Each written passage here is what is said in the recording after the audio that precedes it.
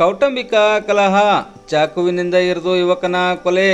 ಕೌಟುಂಬಿಕ ಕಲಹದಿಂದ ನಡೆದ ಜಗಳದಲ್ಲಿ ಮಧ್ಯಾಹ್ನವೇ ಯುವಕನೊಬ್ಬನಿಗೆ ಚಾಕುವಿನಿಂದ ಇರಿದು ಕೊಲೆ ಮಾಡಿದ ಘಟನೆ ಬಸವಕಲ್ಯಾಣ ನಗರದ ಶಿವಪುರ ರಸ್ತೆಯಲ್ಲಿರುವ ವಿವೇಕಾನಂದ ಖಾಸಗಿ ಶಾಲೆಯ ಆವರಣದಲ್ಲಿ ಗುರುವಾರ ಮಧ್ಯಾಹ್ನ 1 ಗಂಟೆ ಸುಮಾರಿಗೆ ಜರುಗಿದೆ.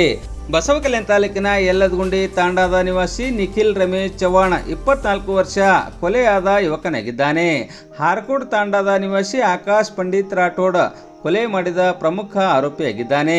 ಕಳೆದ 4 ವರ್ಷಗಳ ಹಿಂದೆ ನಿಖಿಲ್ನ ಸಹೋದರಿಗೆ ಹಾರ್ಕೋಡ್ ತಾಂಡಾದ ಆಕಾಶ್ ಎನ್ನುವತನೊಂದಿಗೆ ವಿವಾಹವಾಗಿತ್ತು. ಆದರೆ ವಿವಾಹದ ನಂತರ ಪತಿ ಪತ್ನಿ ನಡುವೆ ಕ್ಷುಲ್ಲಕ ಕಾರಣಕ್ಕಾಗಿ ಜಗಳ ನಡೆದು ವಿಚ್ಛೇದನದ ಹಂತಕ್ಕೆ ತಲುಪಿತು. ಇದೇ ಕಾರಣಕ್ಕಾಗಿ ಗುರುವಾರ ಬಸವಕಲ್ಯಾಣ ನಗರದ ವಿವೇಕಾನಂದ ಶಾಲೆ ಆವರಣದಲ್ಲಿ ಮತ್ತೊಮ್ಮೆ 2 ಕಡೆಯವರ ನಡುವೆ ಕಲಹ ಉಂಟಾಗಿತ್ತು.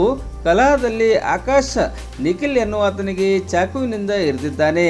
ಘಟನೆಯಲ್ಲಿ ಗಂಭೀರವಾಗಿ ಗಾಯಗೊಂಡಿದ್ದ ನಿಖಿಲ್ಗೆ ಬಸವಕಲ್ಯಾಣ ನಗರದ ಸರ್ಕಾರಿ ಆಸ್ಪತ್ರೆಗೆ ಚಿಕಿತ್ಸೆಗಾಗಿ ರವಾನಿಸಲಾಗಿತ್ತು. ಆದರೆ ಚಿಕಿತ್ಸೆ ಫಲಕಾರಿಯಾಗದೆ ಆತ ಮೃತಪಟ್ಟಿದ್ದಾನೆ ಎಂದು ತಿಳಿದು ಬಂದಿದೆ.